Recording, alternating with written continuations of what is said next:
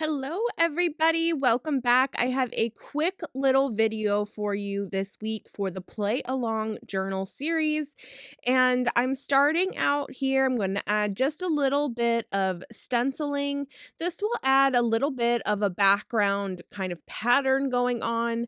This is one of my favorite stencils. It's from Donna Downey. As always, I will put the links for all of the supplies that I use down in the description below. So if you're curious on what I'm using or where I got it, you can check that out there.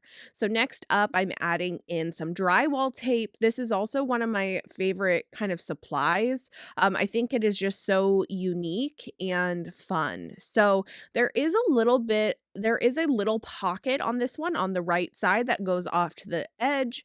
And I had this little circle token type thing already pre-made, and so that can go right in that pocket, kind of nice.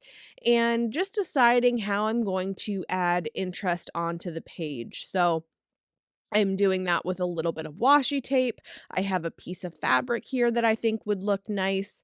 One of my favorite ways to use fabric inside of my art journals is just to treat it like another piece of paper. So until you start looking closer at this page and maybe even in person or close-up photos, you wouldn't be able to tell that that is paper or fabric there. You would think maybe it's just a paper, but it's very fun to add in different textures and techniques into your work. And I love combining all the different things that I'm interested in under one roof. And that's the great thing about mixed media.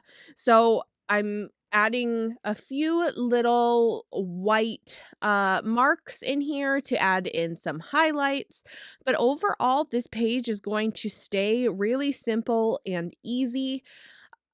There's a bit of a blank space over on the left side, so I thought one of these little numbers would look really nice. This is from Wow Studios. I love all of her products that she has. So I'm using some Fabri-Tac glue. It's just a strong glue to put that down, and I will hold that down in place for a little while just to make sure that that's not going to slip or go anywhere. I love how quick and easy that spread came together. That doesn't always happen, but sometimes you have an idea going into it, and instead of fiddling around and really questioning what you're doing, you can go in and just complete it. So this is another one that I kind of had an idea going forward or going into it, what I was going to do. So I have this piece of paper here that I had made in another art creation session, and I love the way that it looks. I don't want to do anything to it. I would love to find a way to feature it. And so one of the ways that I like to do that is just to glue it on top of whatever page that you have. And you can do this in your art handmade art journals or store-bought as well. I think it works really well on both sides, both ways. So I just cut it down to the size that I want it, the size of the piece of paper, and I'm just going to glue it right on top on the right side of this page. And in the end, it's just going to look like it was bound into my journal. And one of the ways I like to kind of flatten that down is just with my brayer. I feel like it gets out the air bubbles really well. The other option is a bone folder. I like to do that also. So now I want to add a little bit of intrigue onto the left side of the paper. I don't want everything to be on the right, but in the end, I love the way that the right side looks. So I don't want to do anything that's going to really take away from what's going on. I'm adding in some white gesso just to kind of give some variance to what the background looks like.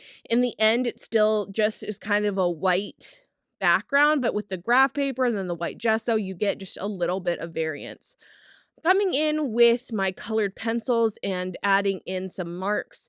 They're not quite doing what I had imagined, and the colors are not exactly what I want them to be. And so I'm now using a solid marker, kind of going over what I had already done. But I do like that you can kind of see the scratchy look of the colored pencils behind what I'm doing. I'm just rubbing in that solid marker with my hand. So that's just a solidified paint marker, and adding in some scribbles just for well, just because I love the way that they look.